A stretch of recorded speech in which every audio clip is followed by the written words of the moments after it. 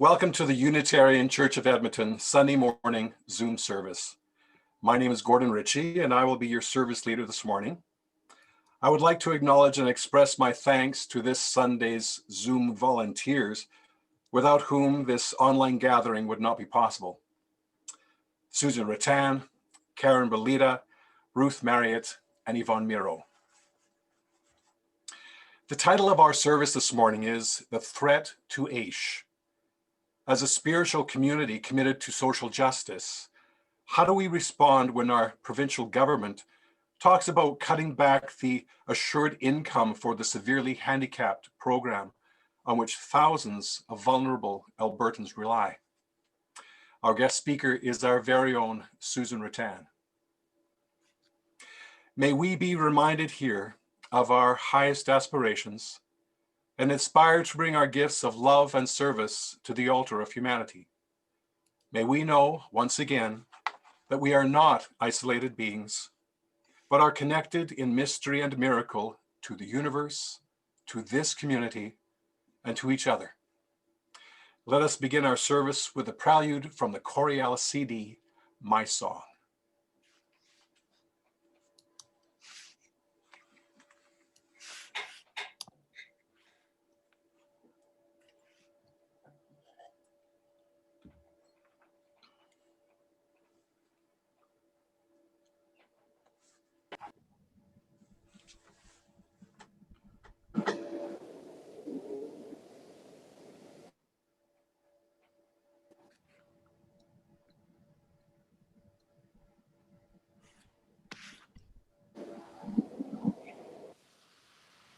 Come into this place of peace,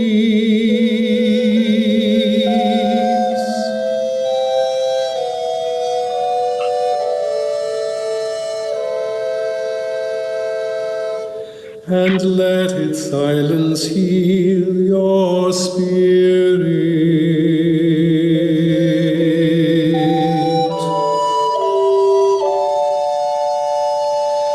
Come into this place of memory, and let its history warm your soul. Come into this place of prophecy and power, and let its vision change your heart.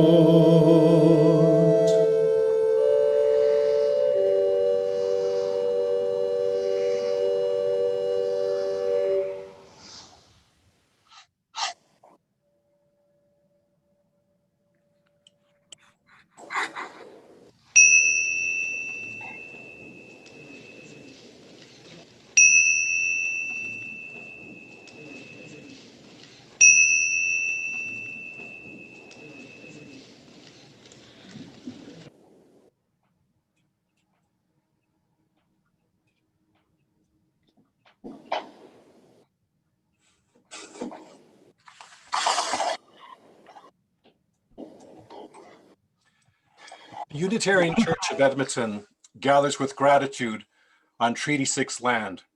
A treaty is an inheritance, a responsibility, and a relationship. May we be good neighbors to one another, good stewards to our planet, and good ancestors to all our children.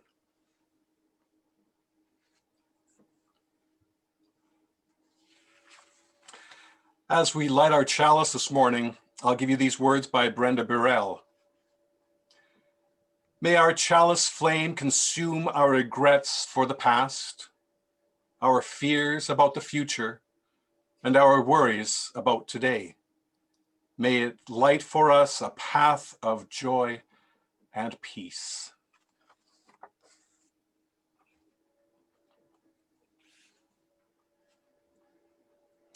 Our opening words are written by Starhawk. Earth Mother, Star Mother, you who are called by 1,000 names, may all remember we are cells in your body and dance together. You are the grain and the loaf that sustains us each day.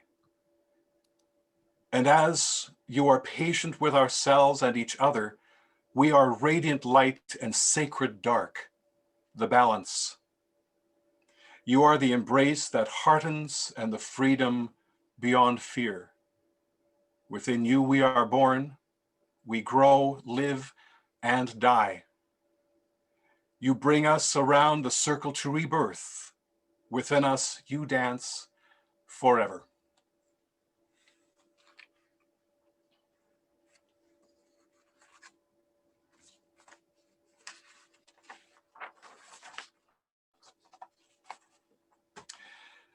Canadians recognize Remembrance Day, originally called Armistice Day, every November 11th at 11 a.m. It marks the end of hostilities during the First World War and an opportunity to recall all those who have served in our nation's defense. The poem, In Flanders Fields, was written in 1915 by John McCrae. He was a lieutenant colonel, a gunner, and a medical officer in the Canadian Army in the First World War. To honor and remember all those who have served our country, I would ask that you remain muted as we read together In Flanders Fields. In Flanders Fields, the poppies blow, between the crosses row on row that mark our place, and in the sky the larks, still bravely singing, fly scarce heard amid the guns below. We are the dead, short days ago, we lived, felt dawn, saw sunset glow, loved and were loved, and now we lie in Flanders Fields. Take up our quarrel with the foe, to you from failing hands we throw the torch, be yours to hold it high. If ye break faith with us who die, we shall not sleep, though poppies grow in Flanders Fields. They shall grow not old, as we that are left grow old. Age shall not weary them, nor the years condemn. At the going down of the sun and in the morning, we will remember them.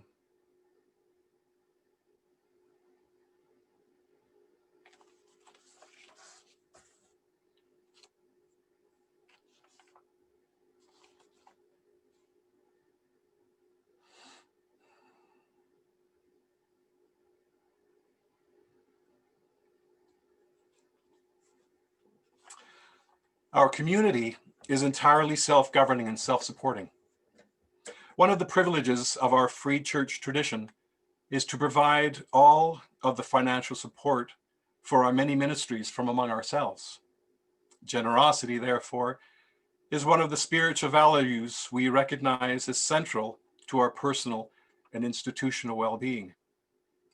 In addition to supporting this church community, we also make a monthly commitment beyond our walls. For the month of November, we are sharing our abundance with the CBC Turkey Drive and the Edmonton Food Bank.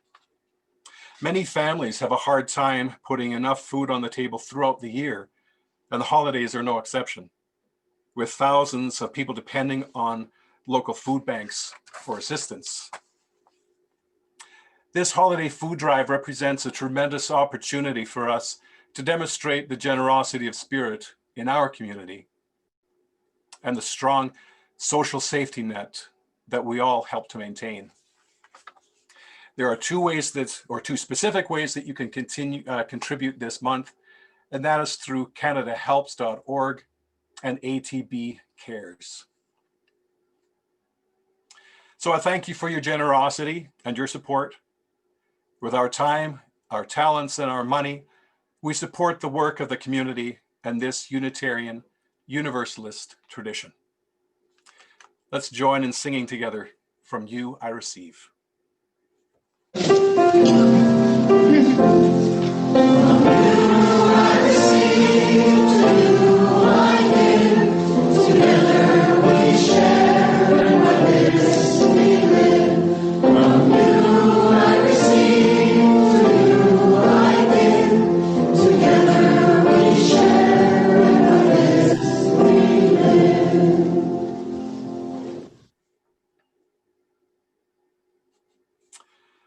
And now to our guest speaker.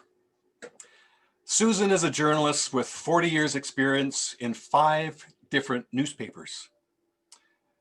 She had many different jobs in those years, including being a political reporter, a full-time columnist, and the editorial page editor for the Edmonton Journal. She is also a very dedicated and active member of the Unitarian Church of Edmonton, and we are very grateful to have her within our community. Here's Susan. Here's me. I speak to you today not as a member of any political party, but as a journalist and as a Unitarian committed to social justice. This has been a tumultuous time around the world and for us here in Alberta. The global pandemic has robbed us of many pleasures, not the least being gatherings in our church. We have watched in horror the American political craziness, which will thankfully end when Donald Trump leaves office next year. We have also had our own Alberta tumult, a combination of collapsing oil prices, the pandemic, and a provincial government with an extreme right-wing agenda. That agenda combines cutting taxes with slashing and privatizing government services. Tax money is what pays for government programs. A government that dislikes taxes will inevitably start cutting programs. The targets of this slashing in Alberta have been many: hospitals, doctors and nurses, parks, schools, universities. But none have seemed to be more heartless than the threats to some of our most vulnerable citizens, the 70,000 Albertans who receive money to live on through the Assured Income for Severely Handicapped, or AISH. AISH provides an income at the most $1,700 a month for people whose disabilities prevent them from working. An example of an AISH recipient is the son of Erica Kiley, Hunter, who used to come to our church services and play on his laptop. Hunter is now 20, and he has multiple conditions: severe autism, severe cognitive developmental delay, and attention deficit hyperactivity disorder. He is nonverbal. The group home he lives in today is paid for with his AISH money. Back in September, the Calgary Herald reported that the Kenney government would be cutting AISH payments in 2021. There was a huge uproar, and the social services minister then announced that there would not be cuts to AISH payments, merely a review of service delivery. A few days later, Premier Kenney clarified the government's intentions, saying that instead of cutting the individual payments, his government would instead be looking at who is eligible for AISH to reduce the numbers receiving the support. So he will achieve his cost-cutting goal in another way than slashing payment limits. The Premier's issues management staffer, Matt Wolf, made it even clearer. He tweeted his doubts about whether people with anxiety disorder or ADHD are really appropriate candidates for AISH. Try to imagine the terror that these moves have created among people on AISH, especially those whose disability may not be a physical one. Some of you may remember Wendy Smith's son, Christopher, who used to help with our food bank program. Christopher has befriended a young man with schizophrenia who lives on AISH payments. Wendy and Christopher have watched this young man's stress levels rise as this talk of possible cutbacks is going on. Many on AISH are emotionally fragile, and these threats are very hard on them. They know that it may well be more than threats. Last year, the Kenney government canceled cost of living increases for AISH.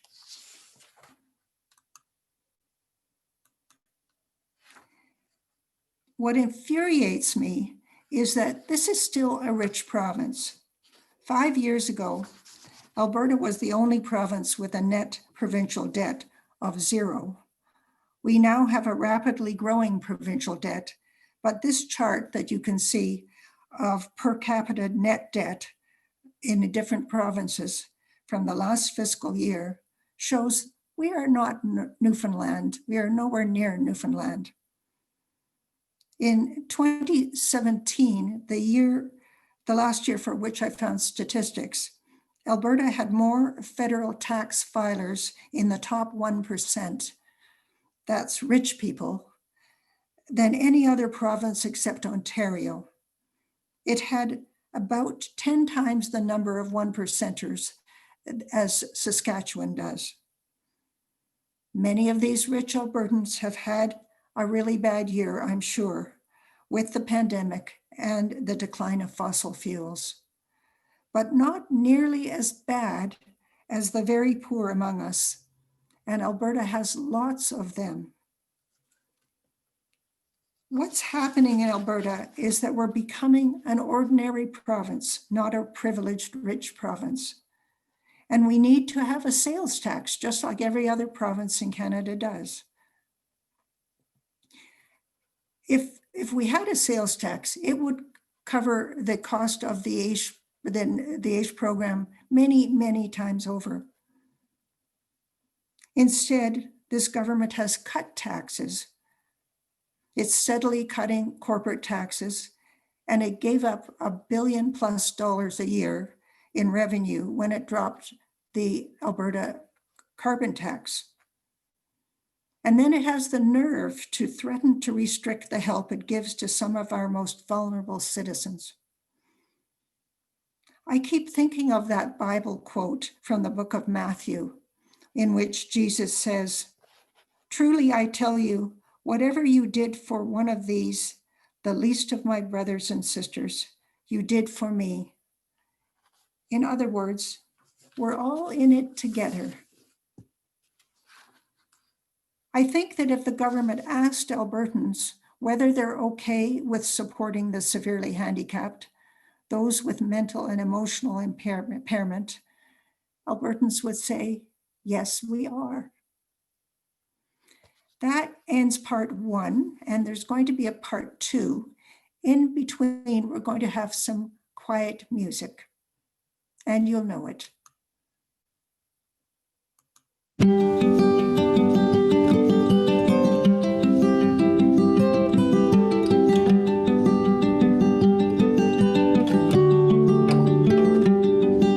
Sometimes in our lives, we all have pain, we all have sorrow,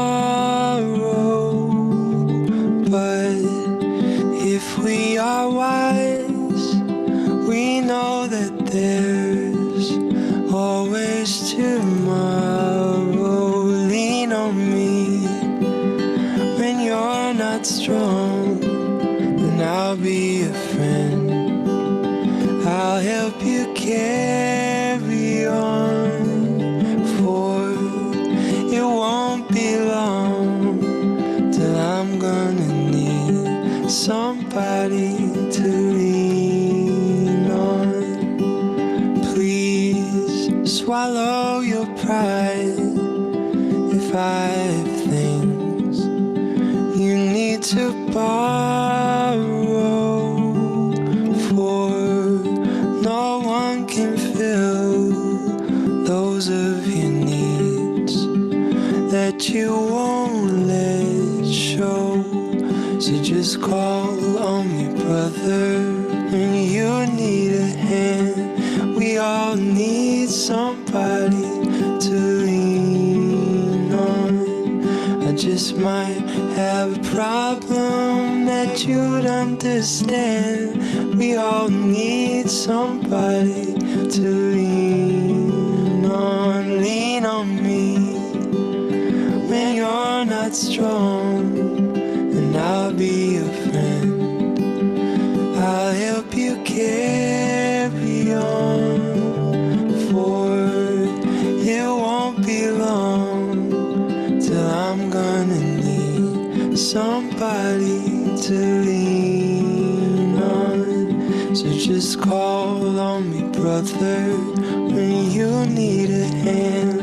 We all need somebody to lean on. I just might have a problem that you'll understand. We all need somebody to lean on.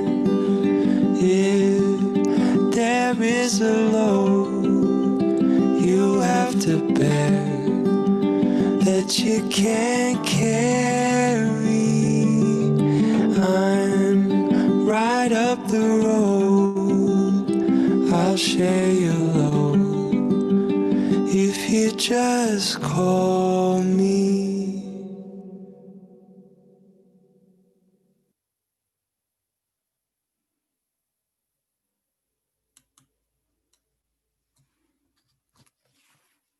This is part 2. In researching this service, I came across a Facebook page that AISH recipients use to support each other, to share tips of stretching their meager budgets, and to cheer each other up. On this site, a month ago, I found a letter which was posted by NDP MLA Marie Renaud, who has been a huge champion of the AISH people. The young woman who wrote the letter told Renaud she could share it as long as her name wasn't used. I want to share parts of this letter with you. This young woman was a competitive gymnast while in high school. After high school, leaving gymnastics behind, she became obsessed with how much she ate and into full-blown anorexia. She dropped out of nursing school after 2 years when her weight went down to 83 pounds, and she entered a series of eating disorder programs in Calgary and then in Edmonton. She was for years in the full-day program in Edmonton. She writes, "Very slowly I veered away from the anorexia, but I had become more and more depressed and leaned towards self-harm." She has been treated a number of times with electroconvulsive therapy, which is used for severe cases of depression. She says the treatments have affected her memory and her anxiety levels remain very high. She has tried working at various jobs, but her mental health problems meant none of them have lasted. She writes, "I still see myself as worthless. My depression is still there, but just manageable, where I don't have to go to hospital. It's been over a year since my last admission. Mental health has stolen huge dreams of mine." Early this year, she applied for AISH and was shocked to be refused. With the help of psychiatrists, past and present, she reapplied, and this time she was accepted. She writes, "To me, getting accepted to AISH was like winning the lottery of life. It isn't much, but enough to survive and live life more than I had ever been when the mental health issues were dominant." She concludes, "And now with the UCP constantly threatening AISH recipients, especially for those who are on it for mental health reasons, I have been living in fear. I have had suicidal thoughts. My feelings of self-worth have gone down drastically. For the first time in ages, I have wanted to live life, but with these threats, I keep thinking that I am not worth being a burden to society. If UCP does cut off people who are on it for mental health reasons, I lose everything: my living space, my dog, my medications, and lastly, my life. I do hope that UCP backs off soon, as it is doing real harm to thousands." And I say amen to that. The Kenney government hasn't been talking about AISH lately. They've been busy going after healthcare workers. But don't think for a minute that they've forgotten their AISH agenda. I hope that all of us can think of ways we can urge the Kenney government to take pity on these people who need AISH support, to appreciate that even in tough times, we don't abandon people with severe handicaps. One way, if you search Jason Kenney email on your computer, you'll get a site called Contact the Premier, and there are various ways to send a message. And on your behalf, I will post a note on the AISH Facebook page, letting them know that Edmonton Unitarians hold them in our hearts. The end.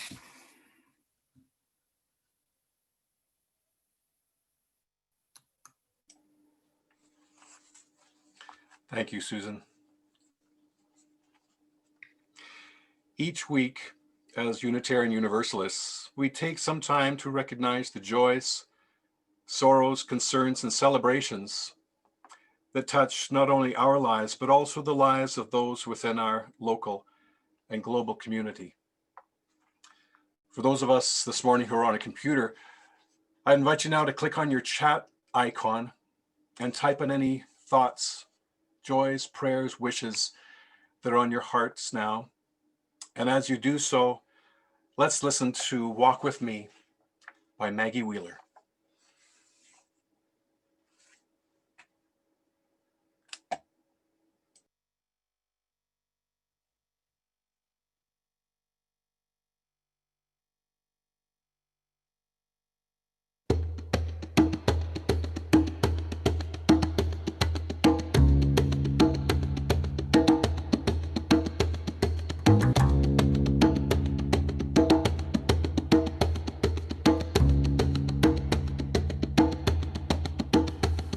I walk in the Spirit, I walk in the light.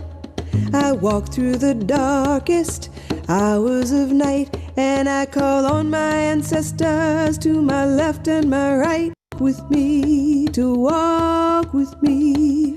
I walk in the Spirit, I walk in the light. I walk in the service of doing what's right, and I call on my ancestors to my left and my right to walk with me, to walk with me. I walk in the Spirit, I walk in the light. I walk with the knowledge that we'll be alright, and I call on my ancestors to my left and my right to walk with me, to walk with me. I walk in the Spirit, I walk in the light. I walk with my neighbors to fight the good fight, and I call on my ancestors to my left and my right to walk with me, to walk with me. I walk in the Spirit, I walk in the light. I walk for the water is life, and I call on my ancestors to my left and my right to walk with me, to walk with me. I walk in the Spirit, I walk in the light.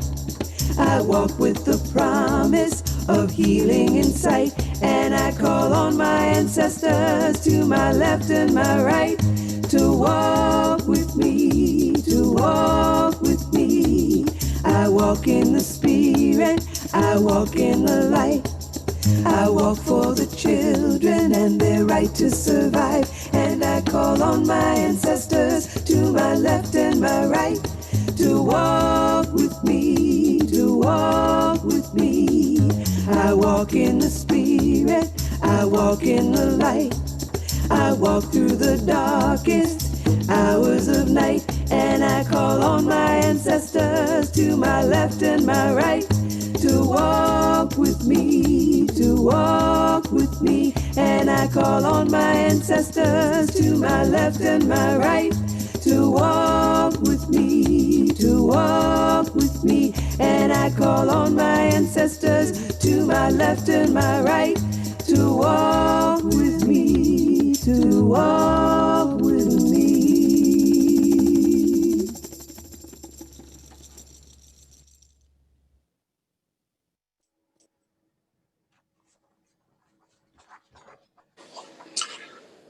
Many very significant thoughts written down. Thank you for all those. I know there are many that will remain unwritten or silent today.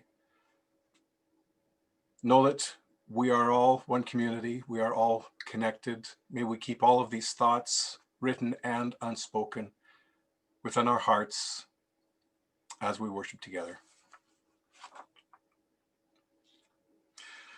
This next reading is by Rosemary Bray McNutt, and it's entitled, "This Essential Work of Justice and Liberation for All." She writes, "By no means are we Unitarian Universalists perfect. We often fail as much as we succeed. And yet when we have broken our vows 1,000 times, we return to this essential work of justice and liberation for all. We do the work best when we remember what church is and what church is not. Church is not a place to hide. It is not a place to get away from the world. It is not a place where we get to pretend that our lives we live and our particular situations are not terribly complex, often confusing, and sometimes depressing. Church is the place where we stand with one another, look the world in the eye, attempt to see clearly, and gather strength to face what we see with courage and, yes, with joy."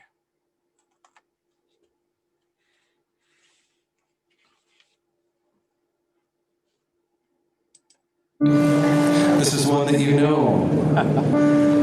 Come, come, whoever you are, wanderer, worshiper, lover of leaving. Ours is no caravan of despair. Come, yet again, come. Come, come, whoever you are, wanderer, worshiper, lover of leaving. Ours is no caravan of despair. Come, yet again, come. Come, come, whoever you are, wanderer, worshiper, lover of leaving. Ours is no caravan of despair. Ours is no caravan of despair. Ours is no caravan. Whoever you are, wanderer, worshiper, lover of leaving. Ours is no caravan of despair. Ours is no caravan, lover of leaving. Ours is no caravan, lover you swear. Wanderer, worshiper, lover of leaving. Ours is no caravan, lover of despair. Come, catch again, lover of leaving. Ours is no caravan, come of despair. Come, yet again, come.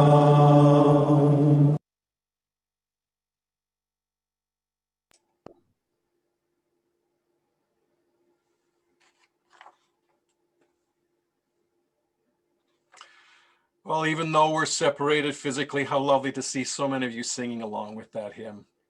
And your lovely smiling faces. What a treat. Thank you all very much. One moment, please. I think we have our closing words. I think we do.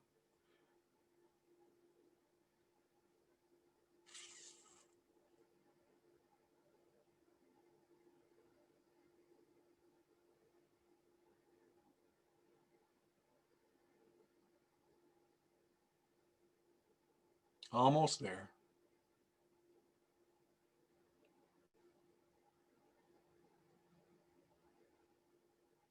I think Susan probably got too excited with everybody singing.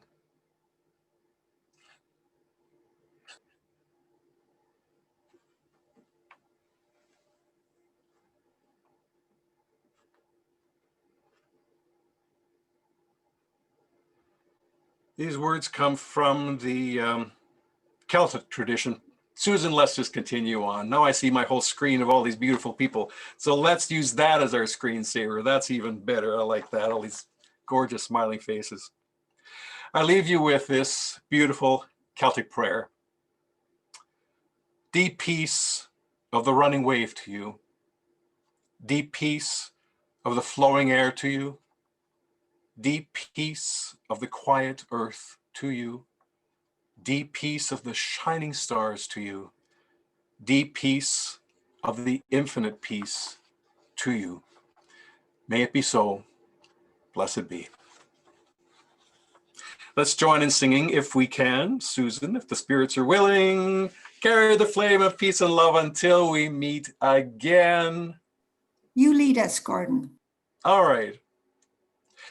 Carry the flame of peace and love until we meet again.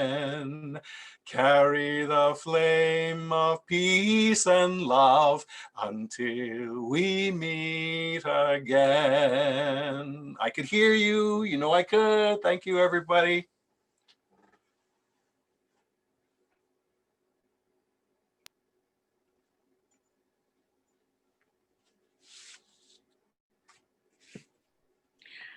Please join us in community and conversation. Take a 3-minute bio break or get some more coffee, whatever, and then I will put you into breakout rooms. Please be patient. This is my first time doing this. Okay.